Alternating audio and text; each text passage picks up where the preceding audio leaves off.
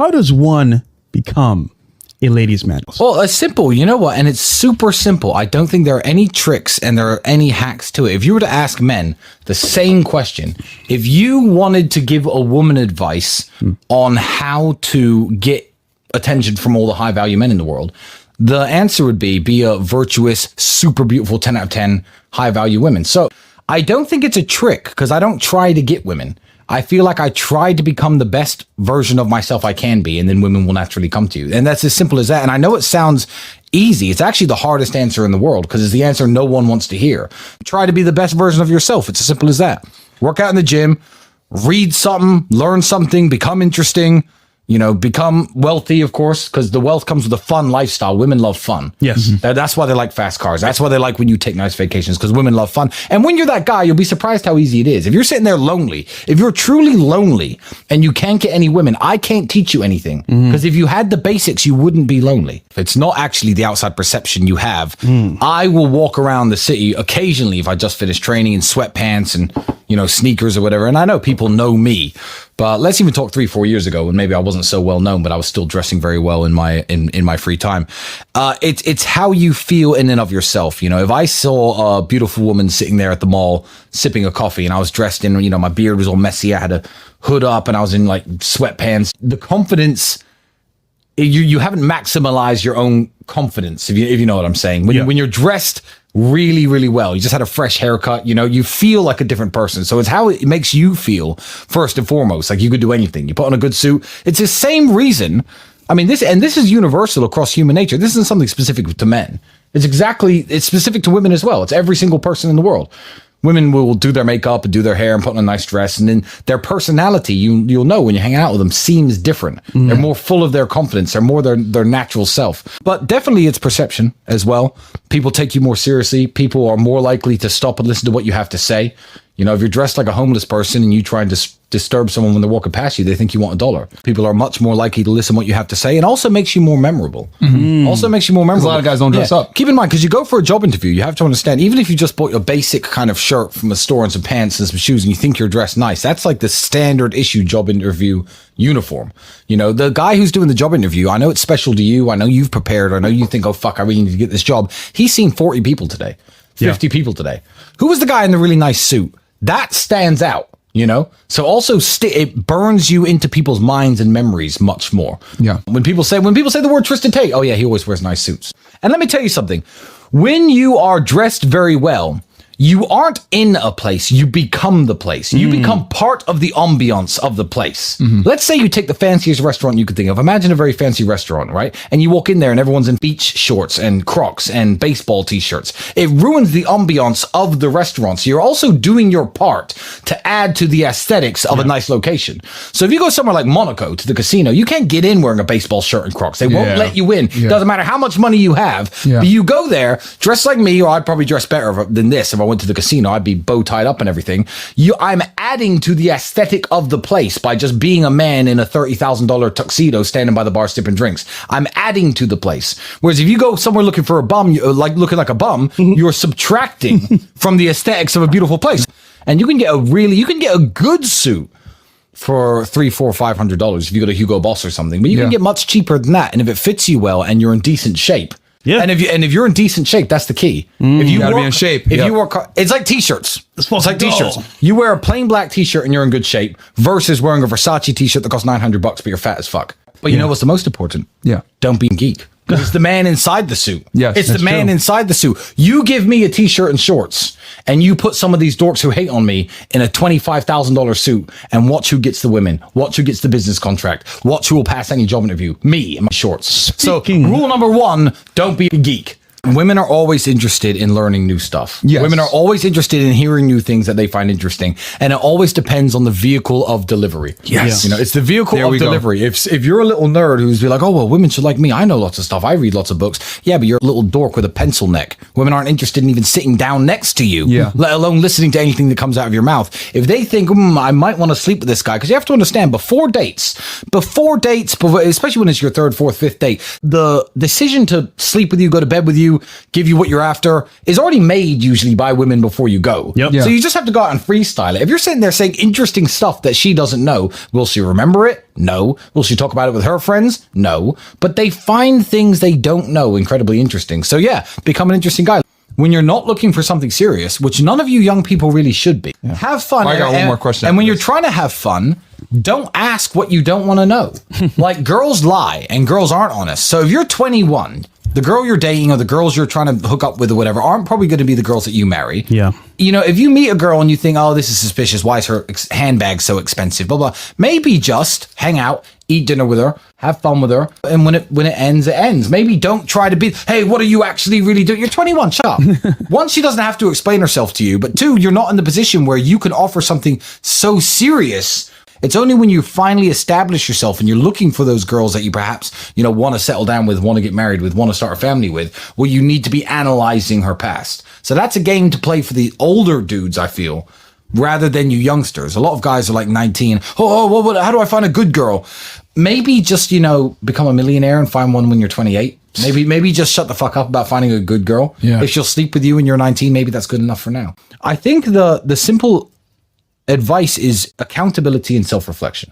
What I would like you to do after watching this wonderful show, go to your bedroom, take off your shirt, strip down to your underwear, look at yourself in the mirror. Pause. Speak to yourself for 10 minutes.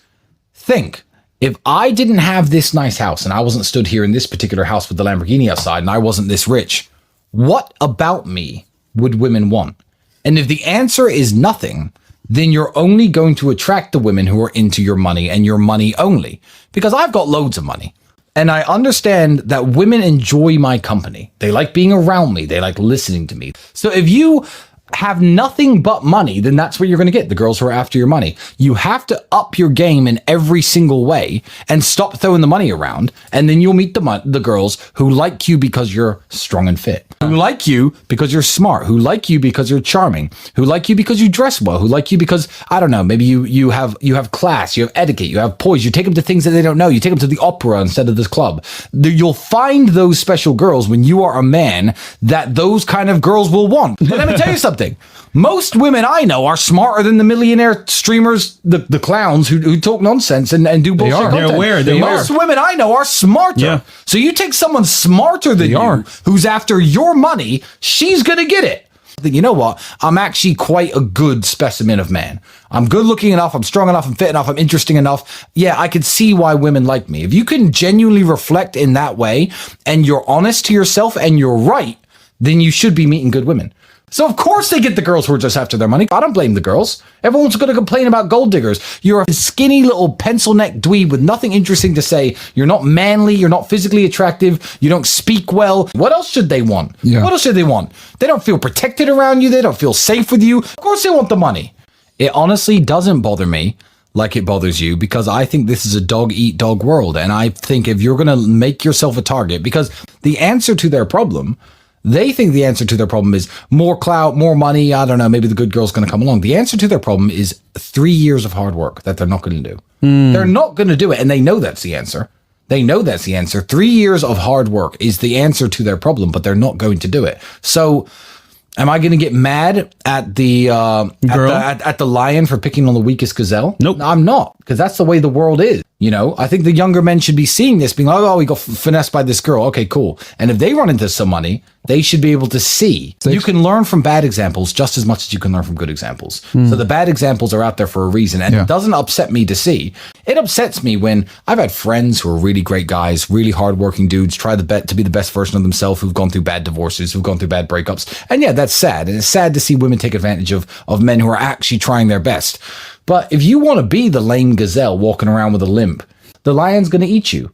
I don't actually feel sorry for them, and I don't care, because they know the answer to the problem. Everyone knows the rules to the game already. Everybody knows that if you wake up and you're lazy and you sit around on your phone, you scroll on TikTok for 4 or 5 hours, you go to work at your normal job, you work your shift when there's nothing wrong with hard work and there's nobility in working any job, and then you go home and you do nothing and you watch TV, you know you're not going to make it. It's not actually something that I need to tell anybody. So true. And they do this to me on Super Chats all the time. And they do this to Andrew specifically because Andrew is a more accomplished fighter than me. They're like, hey, Andrew, give me some advice on how to be a good kickboxer. Is there a gym near your house? Why aren't you there right now? Why weren't you there yesterday? Everyone already knows the answers. And they search, unfortunately, for cheat codes, for magic words that I'm going to tell you that are going to make you rich. You have to outcompete everybody else because there are only so many, although dollars can be printed in an unlimited amount, there's only so much wealth in the world. There are only so many Lamborghinis that are built every year. There are only so many mansions in every single country. There are only so many private jets and so many beautiful women and so much gasoline and fuel and food and caviar and all the crap that everyone wants. And there's only so much gold and so many Pateks and so many Rolexes that are made. You have to outcompete other people to get the things that you want. You know us. I am glued to my laptop and phone. All I do is work, and all Andrew does is work. Mm-hmm. So the fact that we have shown such amazing results coming from where we come from, there's no magic spell, there's no hocus pocus. I'd go back to my younger self, and I'd say, yeah, keep it up, because you're definitely going to make it, because that young guy who was broke is now me. Oh, the worst advice is great. The worst advice exists everywhere in the universe, and you hear it all the time. The worst advice, I don't know if the people in charge of the world put this out here on purpose, but you see it every single day. Some flowers take longer to bloom. Don't worry, your time will come. If you're not where you want to be today, don't worry. It's gonna happen. Your time's gonna come. Your ship's gonna come in. That's the worst shit I've ever seen. And it's on the internet every day. You're going to start seeing it now. You're going to start seeing it. It's on the internet everywhere. You just scroll past it. You haven't taken in the bullshit. Just bro, it's terrible. Wow. And for any young person to sit there whose life isn't going right, who had a failed relationship, they're 21, working a dead-end job, but to see on the internet, don't worry, some flowers take longer to bloom. You're going to make it one day. Your time will come. And God, okay, great. Sigh of relief. My time will come. The internet said so. If you buy into that, you deserve to be poor forever. Like, panic mode is the best mode to be in. Things aren't quite right. Life sucks. My girlfriend just left me. Can't pay my rent. Panic mode. Fuck the internet. Fuck some flowers take longer to bloom. Fuck my time is going to come. Panic. Panic and succeed. That's the worst advice I've ever seen. Happiness is the purpose of life, but not for yourself. Let me make sure that my children are happy. Let me make sure my mother is happy. Let me make sure any woman who comes into my life is happy. Let me even, because men don't have each other's backs these days, make my friends, my male friends, as happy as I can. But nothing about my quest for happiness is about, I guess, personal happiness. I do the things I like to do. I like to drive fast cars. I do these things because they entertain me.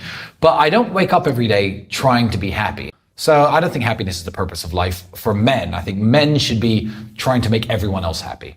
It's very ironic, actually, that they'll call old-fashioned men like me who want to provide for their women and not maybe have their woman have a job and provide for his family in the traditional way. They'll say like, oh, you just want your woman to be a slave for you. Okay, she might make a few sandwiches. Okay, she might cook a few meals. She might change a few diapers. But if I'm working 18-hour days, 7 days a week, I am the slave. Yeah. I serve people. That's what I do. The people in my life, I serve them. And by exchange, they serve you back. Your daughter can make you happy. Your wife can make you happy. Girlfriend, mother, they can make you happy too. And just seeing the smiles on their faces is often enough for men. Success is a form of revenge. Success is the best form of revenge. I don't believe in getting revenge on anybody. I've had people screw me over for money, break my heart, upset me. Yeah, but I don't do it for the revenge. It just naturally happens. Being angry at someone is like holding a burning stone in your hand with the intention of throwing at them. Like it might do them some damage, but it will do you more damage first. I don't hold on to these. I didn't need fuel to go and make something of myself. It's just naturally happened as a form of revenge. But success is a form of revenge. I think it's the only form of revenge.